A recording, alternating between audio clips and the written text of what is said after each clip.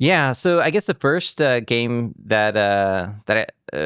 I talk about in the Every Fighting Game Type Explained video is Dark Edge. And this is a game that I didn't know about, and I think I remember when I showed it to you, you hadn't heard of it. I showed it to Justin, and he hadn't heard of it. This was something that a lot of people didn't know about.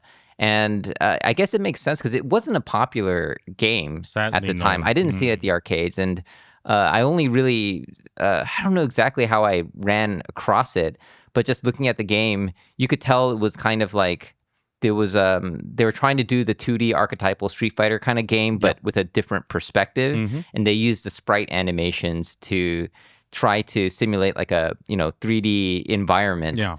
And it was, it's hilarious. Like I showed the video, like you can do like, half circle downward inputs to do certain attacks because you're like in the background. That's right. So you have to do like the motions depending on where you are on the 360-degree plane.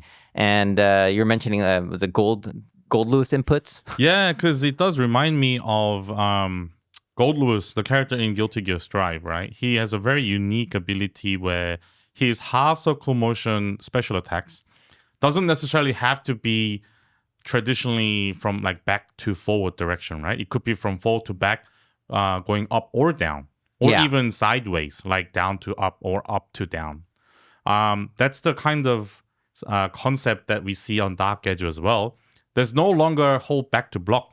You sometimes have to hold up to block in that game, right? Yeah. So it's a funny perspective in that where the cameraman stays on the one side of the arena and doesn't really move with the characters, right? Yeah, so hold up to block was a weird thing. I remember when we were like messing around in the game and we're like, wait a minute, so how do you block when you're over there? Is it up to block? And we did it and it worked and we're like, what? Like you can hold up to block? I remember one of the characters had like the Blanca Ball kind of move. Yeah. So yeah, I'm like, okay, so now you have to charge from down to up to do a Blanca Ball towards the opponent that's on the top of the screen. Yeah.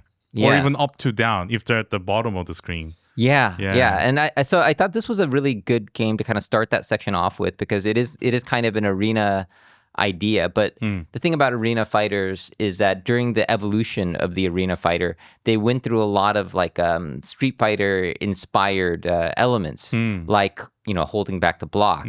That they were like, okay, maybe we'll try hold up to block. And there's a lot of experimental things. And throughout the progression of fighting games, all these companies, they tried to make this kind of a different perspective of the archetypal 2D fighting game. And it was very experimental for a lot of these games. And of course, the arena fighting game now is more fleshed out and there's more kind of like established gameplay types 3D now. 3D engine and everything. Yeah, but Aggressors of Dark Combat is... That was one of that's a really funny game because it's like... You have the final fight movement. That's right. But then like when before the round starts, you can see that they show that the movement is like that final fight movement where you have the 8-way. They drift around in a circle, the stage. It's like, hey, just letting you know that your characters can move around like this. I know it kind of looks like a 2D archetypal fighter, but and one of the first times that I kind of experienced that kind of gameplay was when I played Final Fight in co-op mode where you can actually punch your friend. So I play with a friend and it gets to the point, sometimes you're playing these co-op games where there's friendly fire and your friend like accidentally hits you and then you just, in the spur of the moment, you're just like, no, I'm going to hit you back. It's like, you don't hit me. Some people might remember that those kind of games had mode A and mode B. Oh, so mode A was the one where you cannot friendly fire. That's right. Mode B was the one where you could. Now, if you're an arcade owner and if you're a smart business person, you put all your games to mode B so that they would use the money more. Yes. Yeah. Accidental hits not only caused fights among the players, it brought more business to the arcade owner. That's right. Yeah, there are bound to be accidental friendly fire moments, and even better for the arcade owner if it's like me and my friend where we just started wailing at each other. At one point, we're like killing each other. And then the arcade owner's like, yes, put more money in the machine, yes. But I had so much fun with that that I was like, this is like, oh, we just turned this into a fighting game. Like it's not co-op anymore. It's like the heroes are like, they kill each other and like the bad guys at the end of the game is just laughing. It's like those guys can't even cooperate together. And so that was kind of maybe that was like what inspired Aggressors of Dark Combat. I don't know what inspired them to make that game. I know they were Possibly, doing right? a lot of things. Yeah, I remember like wanting to play the game properly when I was younger.